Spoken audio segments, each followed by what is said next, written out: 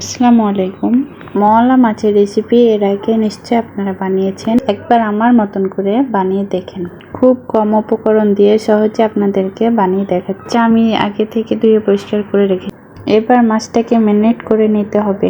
অল্প একটু হলুদ গুঁড়া, তার সাথে সামান্য একটু লবণ। মাছটা ম্যারিনেট করার সময় অবশ্যই হালকা হাতে করবেন। রেসিপিটি বানানোর জন্য আমি এখানে ফ্রাই প্যান নিয়েছি। ফ্রাই প্যানে সামান্য পরিমাণ তেল দিয়ে দিই, তারপরে ভাজার জন্য মাছগুলো দিয়ে দিব।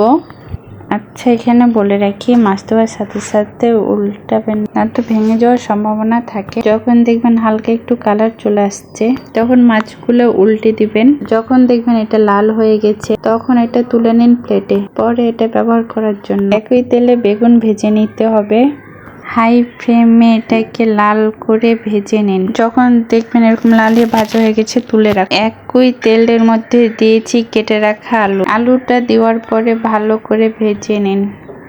আলুটা যখন দেখবেন ভাজা ভাজা হয়ে আসছে তখন এখানে দিয়ে দিতে হবে পেঁয়াজটা আলুর সাথে ভালো করে মিশিয়ে নিব।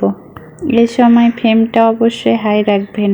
যখন দেখবেন আলুর সাথে ভাজা ভাজা হয়ে যাবে আর হালকা হালকা কালার চলে আসবে, এখন দিয়ে দিতে হবে অল্প একটু হলুদ, তারই সাথে রঙের জন্য মরিচ।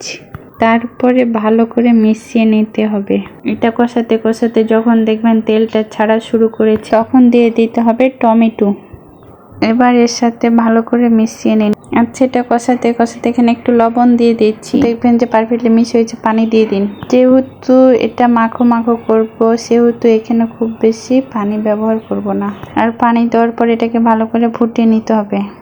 এখন দিয়ে দিতে হবে বেগুন, ভেজে রাখা মাছগুলো দেওয়ার পরে খুব বেশি মেশানো যাবে না, মাছগুলো কিন্তু ভেঙে যেতে পারে। ভালো করে মিশিয়ে এটাকে ফুটতে দিন। 2 থেকে 3 মিনিট ফোটালে হবে। 2 থেকে 3 মিনিট পর মাছটা থেকে তেলটা ছেড়ে দিবে। আশা করি সিম্পল রেসিপিটি নিশ্চয়ই ভালো লেগেছে। ভালো লেগে থাকলে লাইক ফলো দিতে ভুলবেন না। গরম ভাতের সাথে দারুণ লাগবে। আপনারা দেখছিলেন শামিমা কিচেন। দেখা হচ্ছে আপনাদের সাথে নতুন রেসিপি নিয়ে। ভালো থাকুন। আল্লাহ হাফেজ।